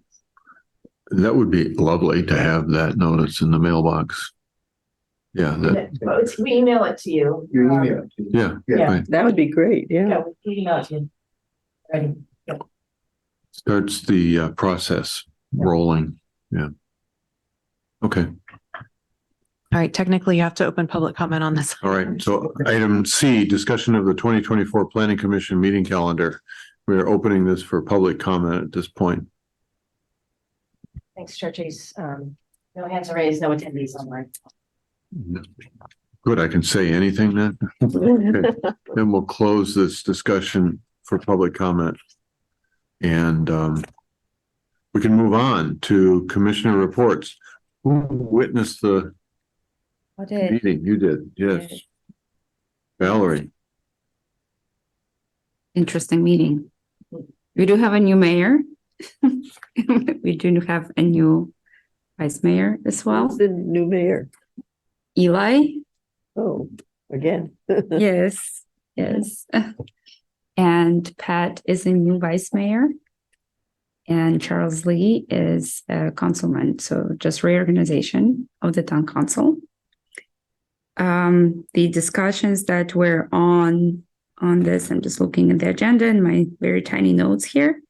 But there were a lot of people in the room, probably one of the largest turnarounds I've seen so far since I've been here. And everyone really cared about the block parties and the parklets, and the public was really invested into those. Everyone was kind of saying the public comment for the parklets. Everyone was saying how much of a great community it creates. Also, I believe that there were a lot of also comments about the TJ's gym. They also wanted to have some kind of resolution on continuing to exercise their business, literally exercise outdoors. So a lot of people spoke for it as well. There was one comment that brought up the Casa Buena Drive potholes issues. So the resident complained about having constant accidents on Casa Buena, and specifically even hitting a child twice because of the potholes, because the drivers are trying to go around those, and there are multiple accidents because of that. Then there was a public comment in regards to the exact placement of bike racks, that having those is essential. And then the public works should come back to the advisory committee and consult with the placement should be recommended for that. And then What location was that for the bike racks? so it wasn't a specific, but there was a staff report on the bike rack locations, and there was a comment just kind of in general stating that. I think it was an item on the consent calendar related to a grant the town had received to install bike racks, and the commenter asked that the people that actually use bikes be, spoken to about where the best locations. Okay, thank you. Thank you. Then there was, again, the parklets just brought up a lot of comments and movement around the topic. The town council has asked a lot of questions in regards to the implementation. I think specifically the concern was about the short term that would be after the current permits are being expired. Not for the business owners not having enough time to actually complete the construction. Also, there was a comment that the construction has kind of been forced to be completed in the rainy season, which is also not a great idea. So I believe that the council voted to have the extension for 6 months. If I'm correct. And then also the council proposed the price reduction for the license, because it's mostly, it's a public land, and the town attorney brought up an issue that it's a public land and everyone kind of has a right to it. It's not necessarily a property owned space or leased space for that matter. So the town shouldn't be kind of accumulating money or earning the profit from this, and it should be more to the benefit of the public, because public really enjoys the parklets. So I believe that was kind of one of the conditions that the town council voted for it, and they moved to pass the ordinance. The adoption was to the 50 cents per square foot for the first year. Is that correct? Yeah. Okay. Yeah, I think those were the majority. That we obviously had some hackers on the call, which we stopped. And then in regards to the short-term rentals, there was the report that the postcard went out in the mail to the residents. And there also was a report that the 2 new cruisers were purchased for police electrification. The 2 new cruises were purchased for police, and there was a discussion about the electrification of cruises, this discussion, and the e-bike discussion, correct? That was just like briefly mentioning of those.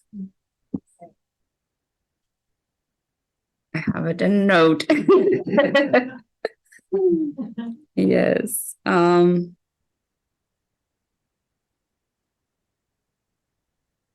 And then the town council report mentioned where just they went and what they have attended and what they listened to.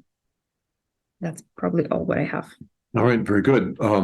So maybe you recall whether or not you referenced the timeline of the period between now and when they have to have this in place. So there's a grace period, so they're going to have plenty of time to get the application into you guys without tearing everything up. Is that resolution? The ordinance that was introduced by the council extended the grace period from 4 months to 6 months. So individuals will have until June 30th to get an application approved. Okay. So the existing parklets can stay up that entirety of the grace period. So they will not have to have it rebuilt by the 6 month period, or So the existing parklet needs to be removed by June 30th. okay. Right. Yes, and they do all need to be removed because they currently have K rails, which is not allowed. The design guidelines. Okay. And did I read in the paper that they expanded it to Quito's? The boundaries were also expanded to include 3 additional parcels on Corte Madera Avenue. So it now includes Quito's Taco Shop. And then the other change was, as Commissioner Boishore mentioned, the licensing fee was reduced. Staff had recommended a fee of $1.25 per square foot per month, and that was reduced to 50 cents in the first year, and then $1.25 or $1 in subsequent years because of the cost that businesses would incur to build these structures. And then the additional change was to allow amplified music, because the draft brought before the council did not allow any amplified sound in parklets. So they wanted to allow that. Was that 50 cents a foot for the year annual? A square foot per month. Per month? And how big is the parking An space? average parking space is 180 square feet. 180 square feet. Be 90 square She knew what I was going to say.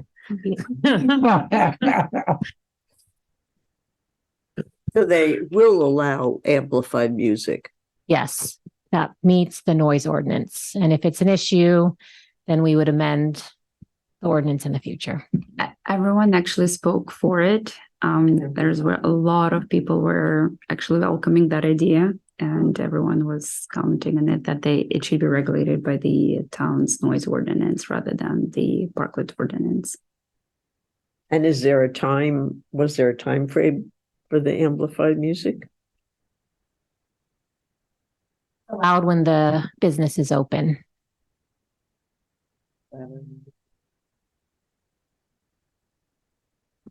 Well, the interesting part, I was there, and they were saying that the actual noise coming from the traffic was louder than any of the music being played. Yes, that was a in comment. decibels. So it was sort of interesting as a interesting study. Yeah.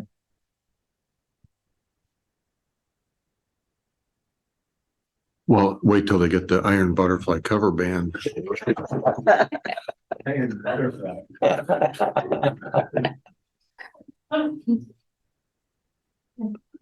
Right, okay. So planning staff, do you have anything else that you want to tell us about, Amy? Anything else you want to say to us? I think we've discussed parklets and short-term rentals. So those were 2 of the updates. In addition to that, I noted that we kicked off an effort for our shoreline neighborhoods for some engagement around climate adaptation and flooding impacts. So I just wanted to note that. And we do have a website that was launched and some information that's been provided to those communities. And then there's some A-frame signs with QR codes that you may have seen out in those neighborhoods as well.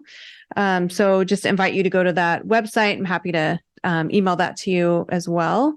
But we were trying to get the word out that we're doing some engagement. We have a Zoom hour on Friday for anyone to join, and we'll be doing some pop-ups in the community over the next couple months, and a couple during the King Tide events as well. And then lastly, just to note that we do have a hazard mitigation plan out and available for review. So we're part of a multi-jurisdictional effort with Marin County and other jurisdictions to update hazard mitigation plan. So it is a requirement that we have that adopted. So it is out for public review right now, and we anticipate bringing that forward to the council in January for adoption. So that is something that does not require a planning commission review and approval for. And it's a bit of a fast track on that one because we are it does assist us with eligibility for funding and different things. So we want to make sure to get that adopted as soon as possible. And then it's reviewed by California Office of Emergency, Cal OES. And then so they have to approve it, and then also FEMA approves it. So it'll be a few months after adoption before it's actually in place officially. So that's all the report that we have, and happy to answer any questions. Any new big buildings going up anywhere, or interesting stores, or? So we will have some items in Food, Chinese January. restaurants? So we'll plan to have a meeting on, I think January 9th is the next meeting that we'll have after the holidays. So there'll be a couple items. I don't know, I'll throw it to the team if there's anything exciting happening you'd like to highlight. There's a restaurant going in where Mosley's used to be. It's called Miho. And they're making some changes to the outdoor seating area that existed previously. They had a minor design review for that. My understanding is it's a Spanish tapas style restaurant. There's some posters up in the window saying more if you're curious. I think the town needs to do some advertising, right? So, right, that kind of thing, yeah. Is there any interest at all in that, in the old theater site on Tamil Vista? I think we get a lot of questions, but nothing official or solid that we can report out on. Such a good site. Had a great plan. So off the cuff, because it's getting close to bedtime here. The sewer line in the street. Do you guys know anything about that? How long is that gonna go on? By the library? Or? No, on Tamil Pius, just running down there. It seems like it's just. Yeah. I know RJ provided an update, and I can't remember in what forum, but I think it will be going through January. Electric bike. Oh my God. Okay.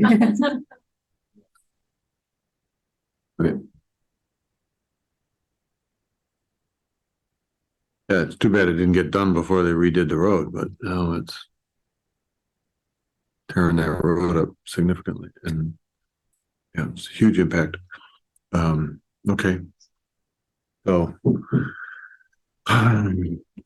there we have it. I would say that we should adjourn. Oh, we got to approve the meeting minutes. Yes. So let's go to the meeting minutes for November 14th. Does anybody have any commentary on these meeting minutes? Any changes? No, I'm hearing none. So let's move to approve. Ready? I move to approve the minutes of November 14th, Okay. 2023.